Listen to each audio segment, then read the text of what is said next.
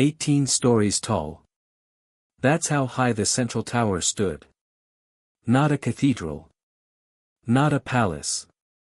Not a monument to any king or god. A tower of stone and copper lattice, ringed with metal coils, crowned with a sphere that caught the light like a second sun. Built in the middle of nowhere. Connected to nothing. Powered by nothing anyone could see. And then one morning in the early 1900s, men arrived with ropes and pulleys and orders from somewhere far above their pay grade. By nightfall, the tower was rubble. No newspaper ran the story. No official record explained why. No government acknowledged it had ever stood there. Just an empty field where something extraordinary used to be. The question nobody asks is simple. Why demolish a useless building? You don't tear down something that does nothing. You abandon it. You let it rot. You repurpose it. Demolition costs money. Demolition requires planning. Demolition requires someone deciding, at the highest level, that this specific structure cannot be allowed to remain standing. So what was it doing? That's the question this investigation is going to answer. But to answer it, we have to go back further. Much further. To a civilization so large, so advanced, so thoroughly documented, that the fact you've never heard of it should disturb you deeply. Because someone made sure you wouldn't. The map that shouldn't exist. Pull up a map of the world from 1700. Not a modern reproduction. Not a textbook illustration. An actual cartographic document from the early 18th century, the kind produced by professional mapmakers in Amsterdam, London, Paris, men whose entire reputation rested on accuracy. Men who got paid to be right. Find it, look at it, and tell me what occupies the entire northern half of Asia. Not Russia. Not Siberia. Not a blank space labeled terra incognita. Tartaria. Or Tartary. Or Grand Tartary, depending on the source. An empire labeled with the same confidence cartographers used to draw England or France. Cities named. Rivers marked. Trade routes indicated. The kind of detail you only put on a map when people have been there, when traders have returned, when the information has been verified enough times to stake your professional credibility on it. The 1771 edition of the Encyclopaedia Britannica, the most authoritative reference work of its era, dedicates a full entry to Tartary. It describes it as the largest country in the world. Larger than China. Larger than the entire European continent combined. Read that again. The largest country in the world. Documented. Encyclopedized. Mapped with precision. Now open a modern textbook. Open a modern encyclopedia. Search a modern database of world civilizations. Gone. Not reclassified. Not absorbed under a different name. Not acknowledged as a predecessor state to modern Russia or Mongolia. Simply absent. As if 18 editions of one of history's most respected reference works had been hallucinating. As if every professional cartographer across a century of European mapmaking had invented the same fiction. Here is what we know about how history works. Civilizations disappear from the record for two reasons. The first reason is that they never mattered, small, isolated, leaving no trace significant enough to preserve. The second reason is the opposite. They mattered so much that someone, with sufficient reach and sufficient motive, systematically removed them. Which category does a civilization described as the largest on Earth belong to? Now stack the next layer. Here is what makes the erasure strange. It's not just the name that vanished. It's the evidence. Because evidence of Tartaria didn't disappear, it couldn't. You can scrub a map. You can remove an encyclopedia entry. You can rewrite a curriculum. But you cannot demolish every building. And the buildings are still standing. Walk through any mid-sized European or American city built before 1900. Look at the train stations. Look at the post offices. Look at the civic buildings. Really look at them. Not the function, the construction. You will find structures with ceilings that rise 40 feet above your head, supported by arches of precision-cut stone assembled without modern cranes. You will find facades carved with mathematical complexity that modern sculptors, working with power tools, would struggle to replicate. You will find windows set with such geometric perfection that the tolerances would satisfy an aerospace engineer. Then ask the question every architectural historian quietly avoids. Who built these? The official answer is, laborers. Immigrants. Craftsmen with hand tools working decades at a time. And for cathedrals, yes, that timeline makes sense. A cathedral built over 200 years has 200 years to accumulate precision. But the train station in your city wasn't built over 200 years.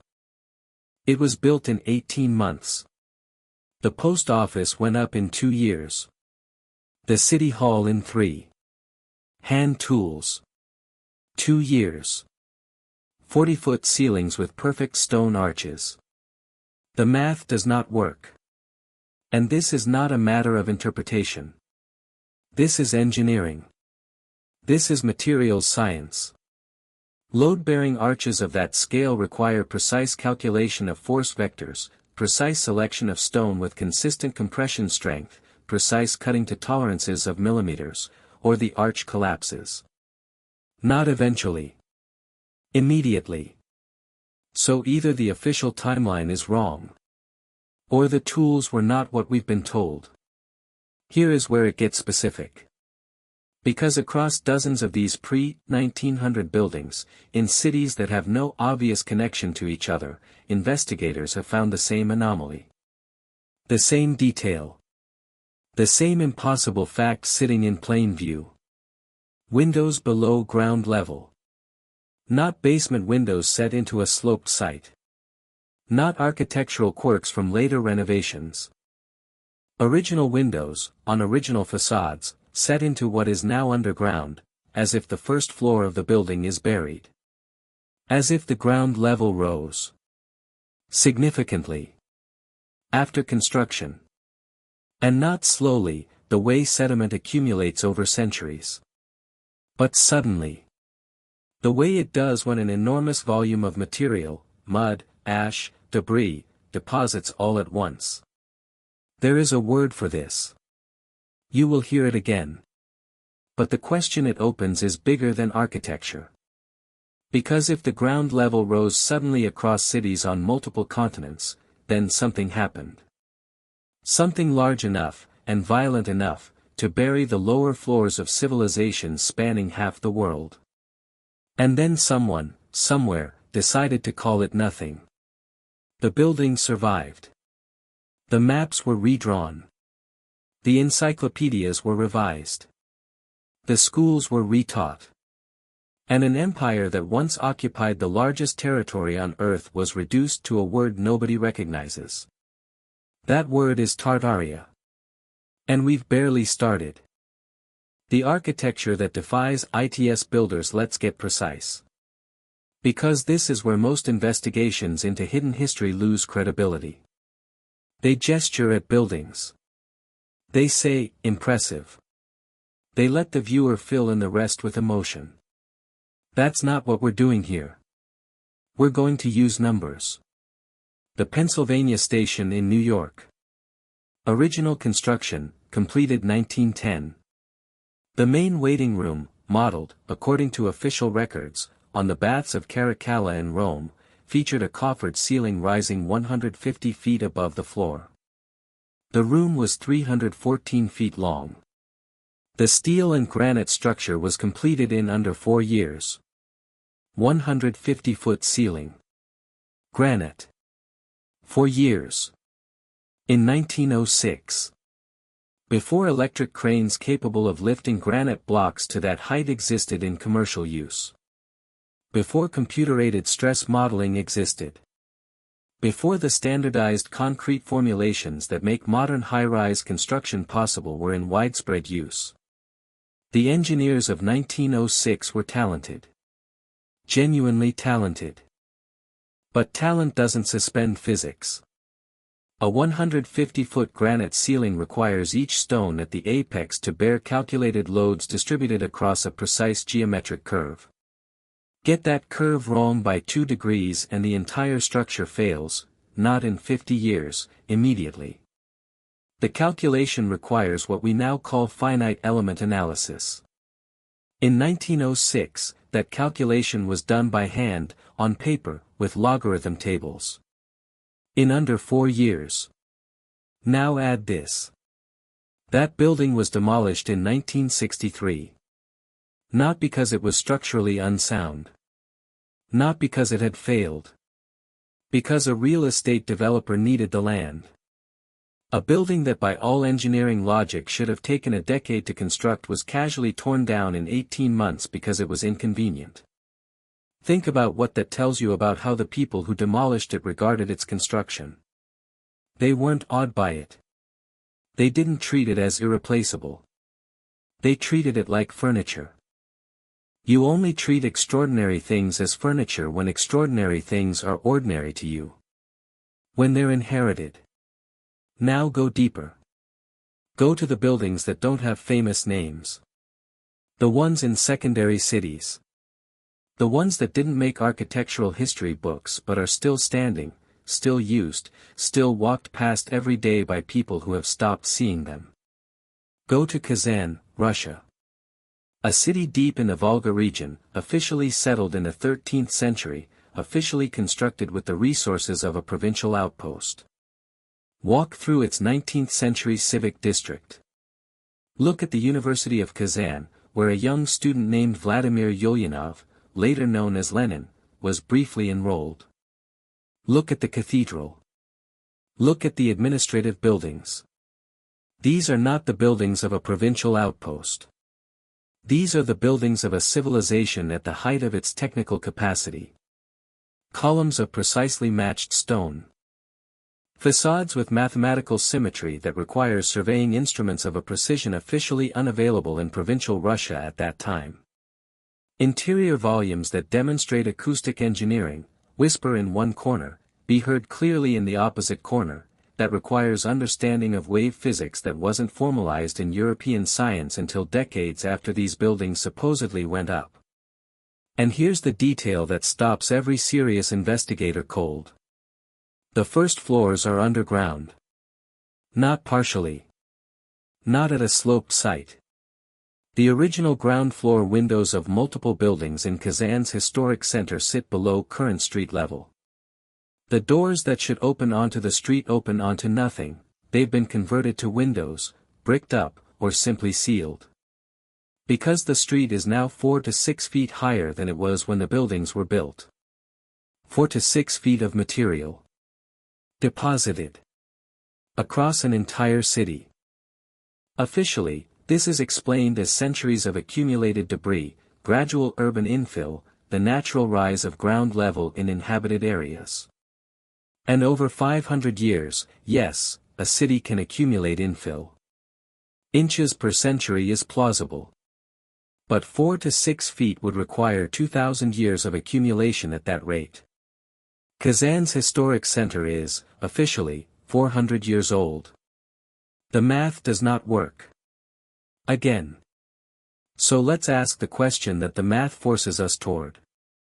What deposits 4 to 6 feet of material across an entire city in a period short enough to bury buildings that were recently constructed? Volcanologists know this. Geologists know this. Archaeologists working in Pompeii know this. You get rapid, deep sediment deposition from one source. A catastrophic event. An eruption. A flood of extraordinary scale. A wave of material moving fast enough and carrying enough volume to bury the lower stories of standing structures before anyone can react. And here is the pattern that emerges when you start looking. Not just in Kazan. In dozens of cities across Europe, Russia, and North America, all following the same timeline. All showing the same buried first-floor anomaly. All officially constructed in the 1800s. All displaying architectural precision that exceeds the officially available technology of the 1800s. As if they were built by someone else. Earlier. With better tools. And then something happened. And a layer of earth covered the evidence. And new people arrived. Looked at the empty buildings. Moved in. Called themselves the builders. They weren't the builders. They were the inheritors. The occupiers. The squatters in someone else's civilization. And the buildings they occupied weren't empty by accident. They were empty because the people who built them were gone. Suddenly. Completely. Leaving behind cities so intact that the new arrivals didn't need to construct anything. They just needed to claim it. Now look at the rooflines of these buildings. Not the facades, the rooflines. The towers. The spires. The copper-clad domes and iron-latticed pinnacles rising from structures that officially served as post offices and train stations and civic halls. Post offices don't need spires. Train stations don't need copper towers. Civic halls don't need iron lattices reaching toward the sky. Unless the spires weren't decorative. Unless the towers weren't symbolic. Unless what looks like 19th century architectural flourish is something else entirely. Something that the people who moved into these buildings didn't build, didn't design, and didn't understand. Something that was already there. Something that was already working. The energy system in 1899, Nikola Tesla went to Colorado Springs and did something that has never been fully explained. He built a tower. A wooden structure topped with a copper sphere, ringed with coils of wire, connected to equipment he designed himself and refused to fully document. He ran experiments for 8 months. He claimed to have transmitted electrical power wirelessly across distances that the physics of his era said were impossible. He claimed to have lit 200 bulbs from 25 miles away with no connecting wire. He claimed to have detected signals he believed originated not from any human source. Then he went to New York and built Wardenclyffe. Wardenclyffe Tower. Funded initially by J. P. Morgan. Designed to be the first node in a global wireless transmission network. Not wireless communication, Tesla already had that. Wireless power. Free energy broadcast through the Earth itself, receivable anywhere on the planet with the right equipment. Morgan shut the funding down in 1903. The tower stood incomplete for years. In 1917, the U.S. government had it demolished. Officially, the reason was wartime security. The tower could theoretically be used by enemy agents for navigation. A power transmission tower. Demolished for navigation concerns. That explanation has never satisfied a single physicist who has examined it seriously. But here is what nobody discusses when they tell the story of Wardenclyffe. Here is the detail that reframes everything. Tesla didn't invent that design. Look at the Wardenclyffe Tower. The proportions. The relationship between the base structure, the shaft, and the terminal sphere at the top. The use of copper for the critical conducting elements. The geometric relationship between height and the coil configuration at the base. Now look at the towers on those pre-1900 civic buildings. The one sitting on top of post offices and train stations in Kazan and Budapest and Chicago and Bucharest. The copper-clad spires. The iron lattice pinnacles. The domes with metal ribs converging at a central point. The proportions are the same. Not similar. Not reminiscent. The same ratios. The same geometric relationships. The same material selections. As if Tesla looked at what was already built across the northern hemisphere and recognized what he was looking at. As if he didn't invent wireless power transmission. As if he rediscovered it. Because here is what Tesla said, repeatedly, in interviews and letters that are still available in the public record. He said that his greatest discoveries came not from experimentation but from recognition. That he would encounter a phenomenon, and instead of experiencing it as new, he would feel that he was remembering something. That the principles he worked with felt ancient. Established. As if they had been understood before and the understanding had been lost. He said this more than once. Most people who quote Tesla ignore these statements entirely. Because they don't fit the narrative of the lone genius inventing from nothing. But what if he wasn't inventing? What if he was reading? Now look at what those towers are made of. Copper primary conductors. Iron structural elements. Stone bases with high mineral content, granite specifically, which contains significant quantities of quartz crystal. The same crystalline material used in every modern oscillator and frequency standard. Here is the physics, stated plainly. The Earth itself carries electrical charge. This is not theory, it's measured fact. The ground carries negative charge. The upper atmosphere carries positive charge.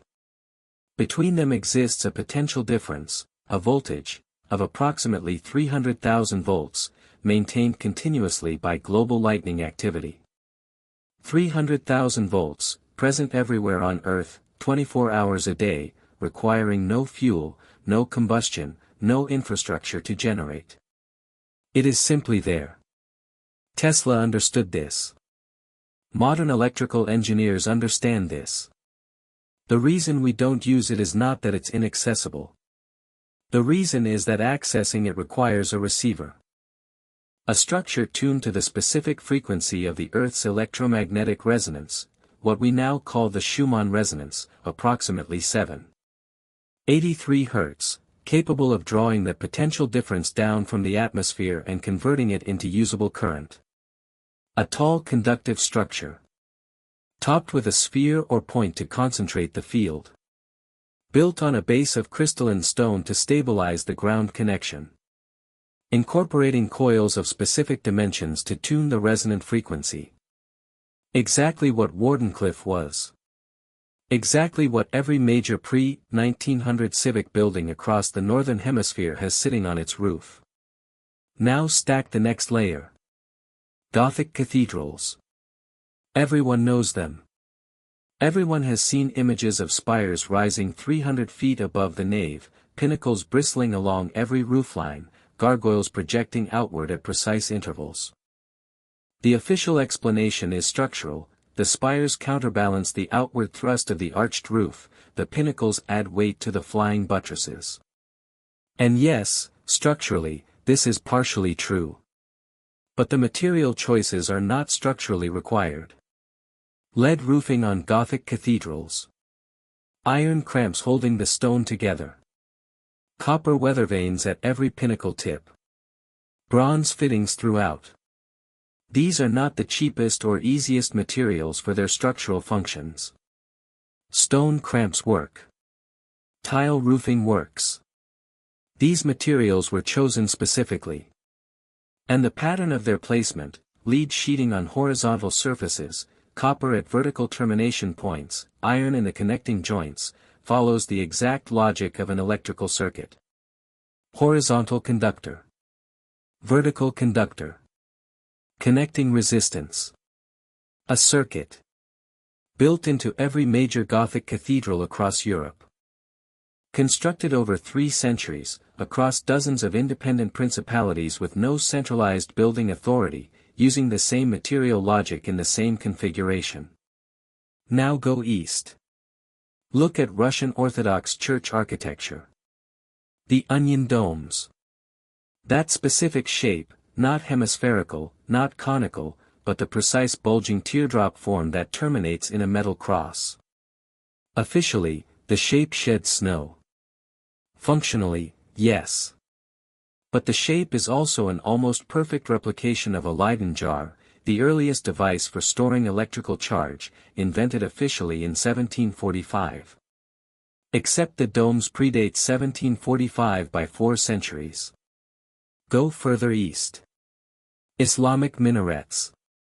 The specific proportions of height to diameter. The balcony at precisely 2/3 of the total height. The pointed finial at the top, always metal, always oriented to the sky. A structure so consistent in its proportions across 12 centuries of construction, across territories spanning Spain to Indonesia, that architects still argue about what geometric principle underlies the standard. The principle is not geometric. It's electrical. Height-to-diameter ratios that match the resonant wavelengths of the Earth's electromagnetic field. Metal termination points to concentrate charge. Positioned at intervals across cities that, when mapped, show regular spacing, the kind of spacing you'd use if you were designing coverage areas for a transmission network. A global network. Built into every major religious and civic structure across every civilization that existed before 1800.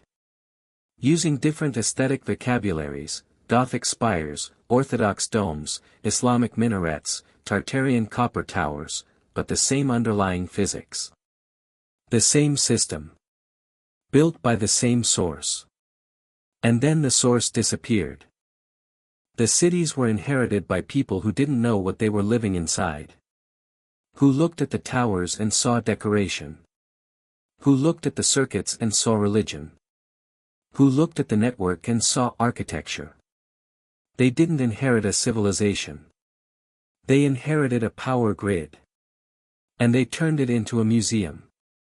The usurper kings. There is a concept in anthropology called cargo cult behavior. It was documented formally in the Pacific Islands after World War II. Allied forces had built airstrips on remote islands. They had flown in supplies, food, medicine, metal tools, clothing, in quantities the islanders had never seen. Then the war ended. The forces left. The airstrips went quiet. The supplies stopped coming. And the islanders, who had watched the planes land and the cargo appear, drew a logical conclusion from what they had observed. The planes came because of the rituals. The uniforms, the headsets, the men waving paddles to guide aircraft in. These were the ceremonies that summoned the cargo. So they built replica control towers from bamboo. They carved wooden headsets. They marched in formation with wooden rifles. They performed the ceremonies exactly as they had seen them performed. They were not stupid. They were rational. They observed a system they didn't understand, identified the visible components, replicated the visible components, and expected the system to function. It never did. Because they had the surface without the substance. The ceremony without the mechanism. The form without the physics. Now tell me how that is different from a coronation. Stand in Westminster Abbey in 1953. Watch the coronation of Queen Elizabeth II. Watch what happens with clinical detachment, the way an anthropologist watches a Pacific Islander carve a wooden headset. Don't see tradition. Don't see pageantry. See the procedure. A woman sits in a specific chair. The coronation chair. Built in 1296, officially, to enclose the stone of Scone, a block of sandstone brought from Scotland that Scottish kings had used for their own coronations for centuries before that. She sits in this chair, in this specific room, oriented in this specific direction, at this specific point in the ceremony. Beneath her, the stone. Around her, gold. Above her, a dome. Men in robes approach with specific objects. The orb, a golden sphere topped with a cross, placed in the left hand. The scepter, a golden rod topped with a cross and a dove, placed in the right hand. The ring, placed on the fourth finger of the right hand, always the fourth finger, always the right hand, across every European coronation for 1,000 years. Then the crown. Lowered onto the head. making contact with the skull at the temples, the forehead, the sides, the precise locations where the temporal and frontal bones of the skull are thinnest. Where electrical conductivity between external metal and internal tissue is highest. And then the anointing. Oil applied to the palms of both hands, the chest, the crown of the head. The same points. Always these points. Across every monarchy, every century, every continent that adopted the tradition. The official explanation is biblical. Anointing with oil consecrates the monarch as God's representative on earth. The specific points are drawn from Old Testament practice. But here is the question that explanation cannot answer. Why those specific stones in that specific crown? The crown of St. Edward, the one placed on Charles's head in 2023, the same design used for centuries, contains sapphires from a ring belonging to Edward the Confessor. It contains spinel, rubies, and a large aquamarine. The stones are not random. The stones are never random in any crown from any monarchy. Sapphire. Corundum crystal. Aluminum oxide in its purest form. The same material used to manufacture synthetic ruby lasers. When stimulated with the right electromagnetic frequency, it emits coherent light. It can amplify specific signal frequencies. It is, in materials science terms, an active optical medium. Spinel. A magnesium aluminum oxide. Semiconducting properties. Responds to electromagnetic fields. Used in modern spintronic research, a field that investigates using electron spin states for information processing. Aquamarine. Beryl crystal. Used in modern optics for its specific refractive properties. Transmits wavelengths in ranges that quartz blocks. These are not decorations. These are components. Specific materials selected for specific electromagnetic properties, mounted in a gold conductor, positioned at precise locations around a human skull. The people who designed this knew exactly what they were building. The people wearing it have no idea. And that gap, between the sophistication of the design and the ignorance of the wearer, is the defining characteristic of every usurper king in history. Because here is what the record shows when you look at the transition points. The moments when one dynasty ends and another begins. The moments that official history calls conquest, or succession, or the natural rise of a new power. What you actually find, consistently, is this pattern. A civilization of extraordinary technical capacity suddenly becomes absent from the record. Not defeated in war, absent. No last battle. No documented conquest. No population that gradually declines. Just presence, then absence. Cities intact. Infrastructure intact. The lights, metaphorically, still on. And then new rulers. Arriving from somewhere less developed. Moving into cities they didn't build. Sitting on thrones they didn't make. Wearing equipment they didn't design. Performing ceremonies that came with the furniture. The Romans did this with Greek knowledge. They copied the temples, performed the rituals, called the gods by Latin names. They had the form. They lost the substance within 2 generations because they never had the substance to begin with. The medieval Catholic Church did this with Roman infrastructure. Moved into Roman buildings, adapted Roman administrative structures, converted Roman sacred sites. They had the buildings. They didn't have the engineering tradition that built them. Within a century of Rome's collapse, the technical capacity to build at Roman scale had disappeared from Europe entirely. And the post-Tartarian rulers did this with Tartarian technology. They moved into the cities. They sat in the thrones. They wore the crowns. They performed the anointing ceremonies. They pointed at the towers on their civic buildings and called them decorative. They looked at the copper spires and saw art. They held the orbs and scepters and felt power. They didn't feel power. They held power. Literally. In their hands. And didn't know it. Because the technology requires understanding to operate. A gold crown embedded with crystalline semiconductors positioned at specific points around the skull is not automatically functional. It requires the wearer to understand what it is. To know the frequencies. To know the protocols. To have been trained in a system of knowledge that disappeared with the civilization that built it. The usurper kings had the hardware. They lost the software. And so for centuries, right up to the present day, the most powerful people on Earth have been sitting inside the most sophisticated technology ever built, performing rituals that are faint echoes of actual operational procedures, and calling it tradition. They weren't chosen. They were trespassing. And the tragedy is not that they took what wasn't theirs. The tragedy is that they didn't even know what they took. The Reset Event, Chicago. 1893, the World's Columbian Exposition. 200 buildings.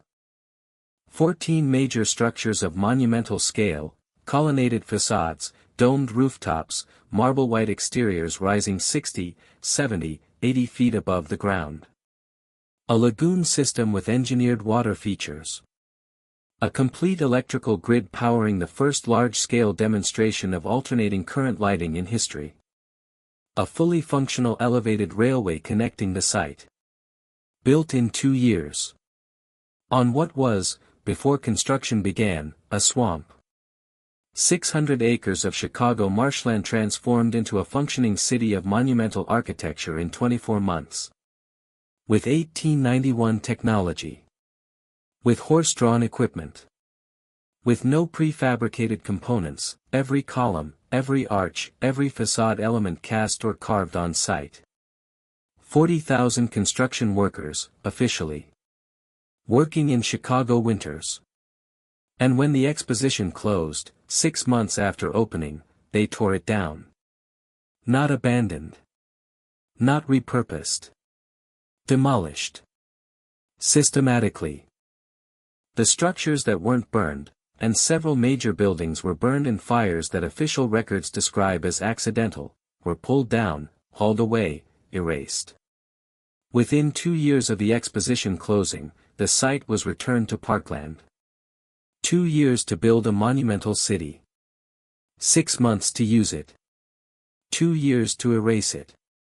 Now ask the question that every architectural historian sidesteps with uncomfortable speed. Why build it at all?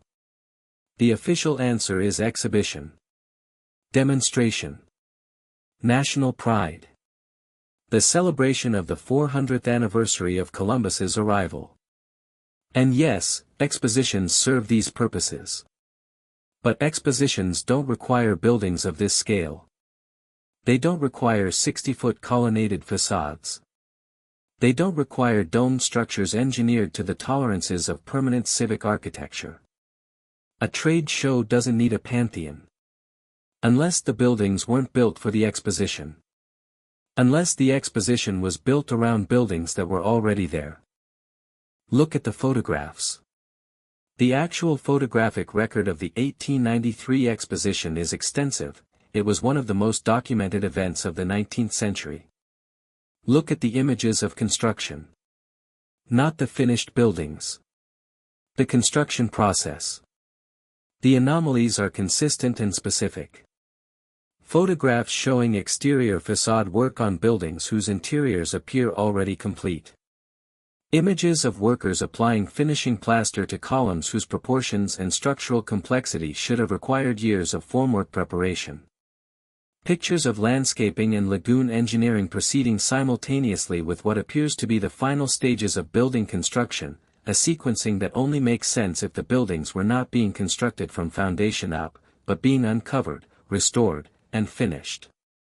Mud. There is mud everywhere in the construction photographs.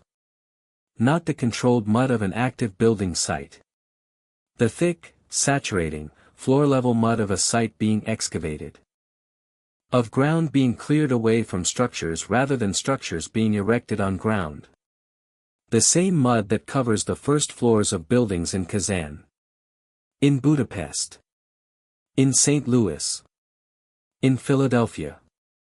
The mud that raised the ground level by 4 to 6 feet across cities on multiple continents in a period that official geology cannot account for with gradual accumulation.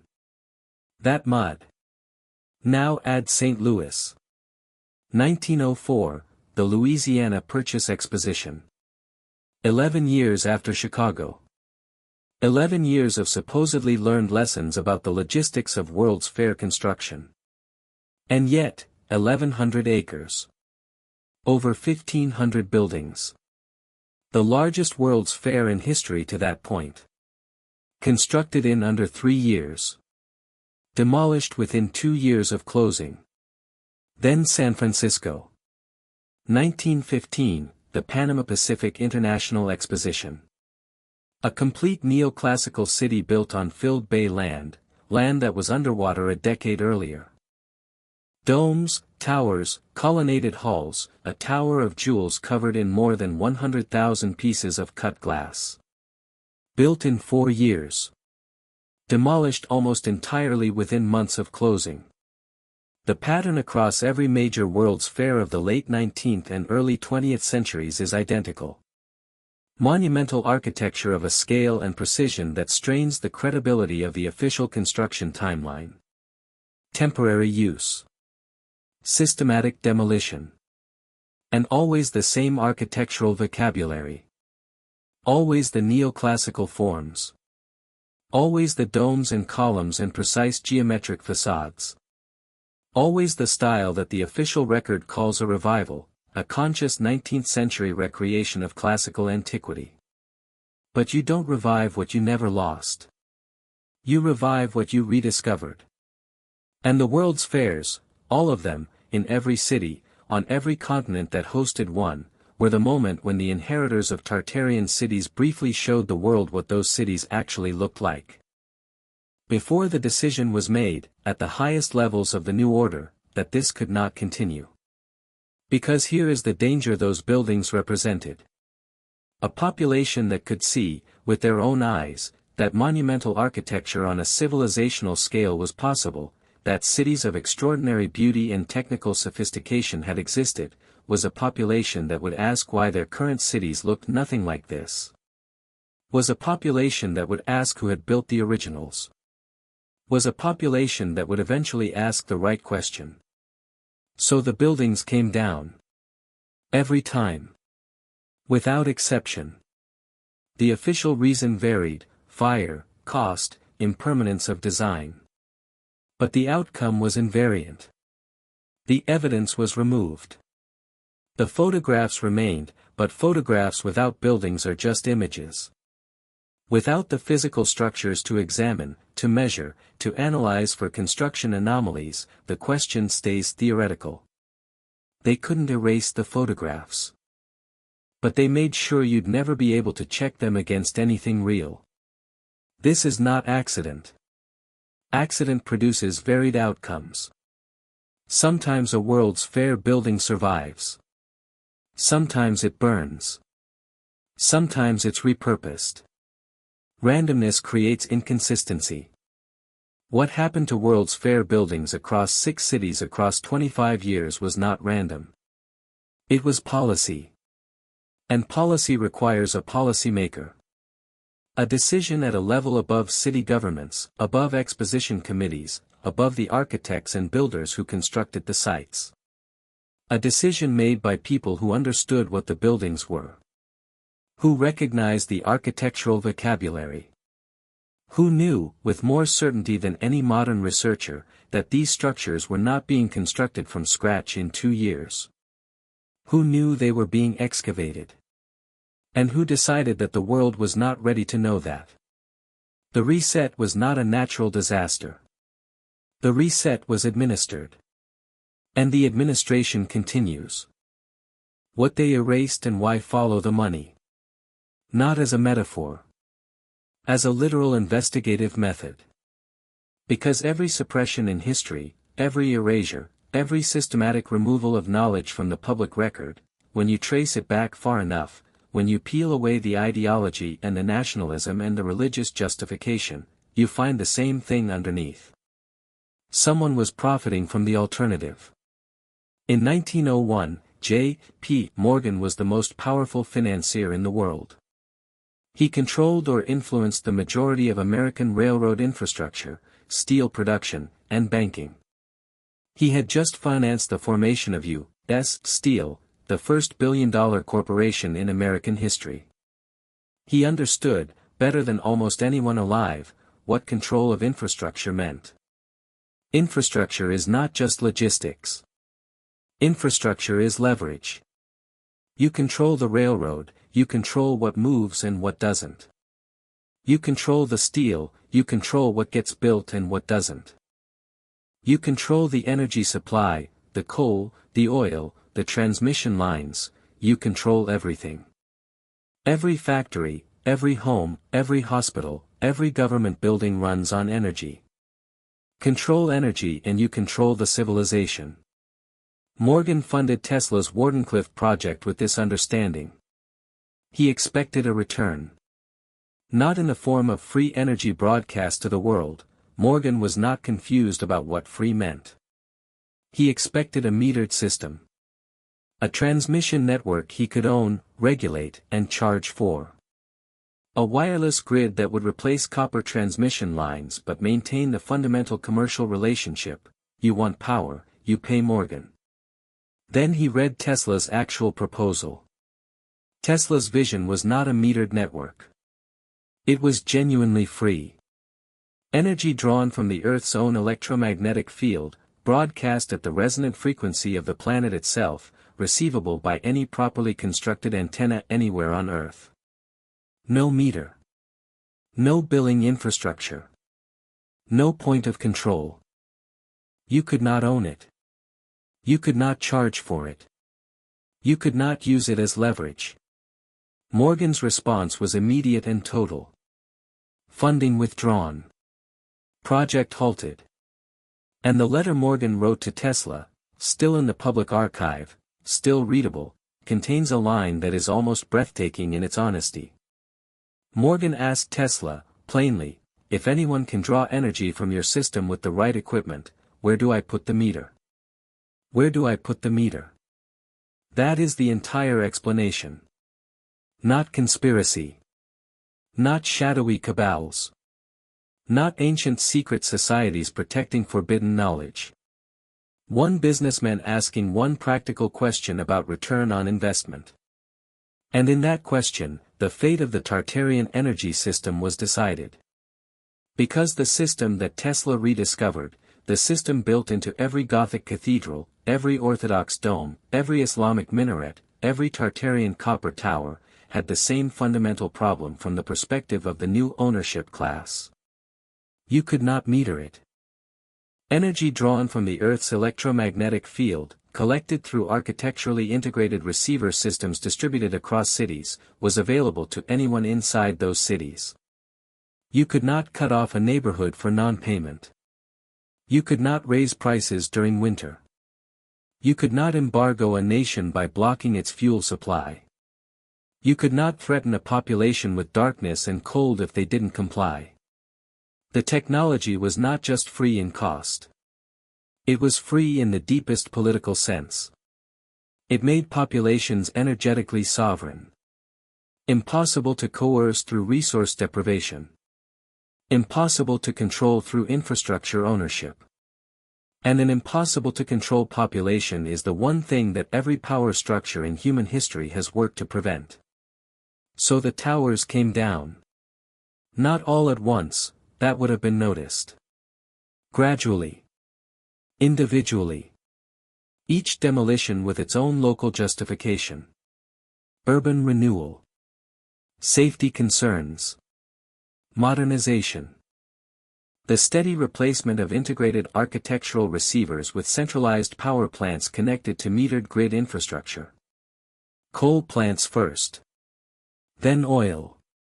Then nuclear. Each transition concentrating energy production further, requiring larger capital investment, creating stronger points of control. Each transition moving further from the Tartarian model of distributed, architecturally integrated, atmospherically sourced power. And the patents. This is the part the official record makes almost no effort to hide, perhaps because the people maintaining the official record assume nobody is paying close enough attention. Between 1900 and 1950, the United States Patent Office rejected, delayed, or classified under national security provisions over 2,000 patents related to atmospheric electricity, resonant energy transmission, and what applicants variously called free energy, zero-point energy, or etheric power. 2,000 applications. From independent inventors across the country, most of whom had never heard of Tesla, most of whom had arrived at their designs through independent experimentation. 2,000 people, independently, rediscovering the same principles. And 2,000 applications quietly buried. The National Security Classification System, formalized in 1951, gave the Patent Office explicit authority to classify any application deemed potentially relevant to national security without notifying the applicant, without public record of the classification, without any legal mechanism for the inventor to appeal. Applications simply disappeared into a classified archive. The inventor received a secrecy order. Violation of the order carried criminal penalties. This system is still active. It is not a historical artifact. As of the last publicly available report, over 5,000 patents are currently under active secrecy orders in the United States alone. 5,000. We do not know what they describe. We know they exist because the Patent Office is required to report the number, even if not the content. 5,000 inventions that the United States government has determined cannot be publicly known. How many of them describe what Tesla described? How many of them describe what Tartarian towers were already doing? We don't know. That's the point. Here is what we do know. The erasure of Tartaria from the maps was not the beginning of the suppression. It was the middle. The beginning was the reset event, the catastrophe, administered or natural, that ended the civilization. The middle was the rewriting of history. The end, the phase we are still living through, is the maintenance of the replacement system. A system built on metered scarcity. On controlled infrastructure. On populations that have never been told that the buildings they walk past every day use to power their cities from the sky. The usurper kings didn't just take the throne. They took the grid. They didn't inherit a civilization. They inherited a prison. And they locked it from the inside. Return to the tower we started with a demolition. 18 stories. Copper lattice. A sphere at the top catching light like a second sun. Men arriving with ropes and orders from somewhere far above their pay grade. By nightfall, rubble. You understand now why it had to come down. Not because it was dangerous in the way a structural failure is dangerous. Not because it was an eyesore. Not because the land was needed for something more valuable. Because it was working. A tower tuned to the Earth's own electromagnetic frequency, drawing power from the same atmospheric potential that has been present since before the first human being stood upright and looked at the sky. Free. Unmeasurable. Available to anyone within range of its broadcast. A node in a network that once spanned the entire northern hemisphere, integrated invisibly into the architecture of every civilization that preceded the reset. Powering cities without coal. Without oil. Without transmission lines. Without a billing department. The men with the ropes didn't know any of this. They had orders. They had a daily wage. They had no idea they were demolishing the last visible remnant of the most sophisticated energy infrastructure in human history. That's how erasure works at its most elegant. You don't need everyone to understand what they're destroying. You only need the people at the very top to understand. Everyone else just needs a paycheck and a task. Think about what has been covered in this investigation. Maps that showed the largest empire on Earth, then were revised to show nothing. Buildings with buried first floors across dozens of cities on multiple continents, deposited by a catastrophic event that official geology cannot explain within the accepted timeline. Architectural systems in Gothic cathedrals, Orthodox churches, Islamic minarets, and Tartarian civic towers that follow identical electromagnetic logic across cultures with no official contact. Tesla arriving at Wardenclyffe with a design that matched existing structures he claimed to have recognized rather than invented.